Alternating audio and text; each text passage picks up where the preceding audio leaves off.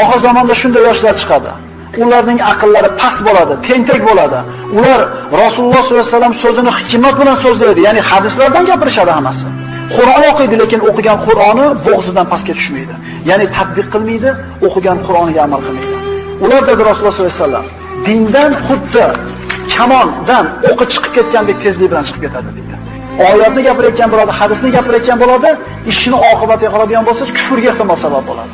Hamma oyatdan, hadisdan hujjati bor. Bir fikrga qanotlanib olgan, bir yo'lda ushlab olganda, endi Qur'on o'qib birorta bir uni fikrga to'g'ri keladigan mazmunda oyat kelib qolsa, shayam o'shatini oladida, mana deydi Qur'onning hujjati. Hayron qolasan, hamma hujjati bor.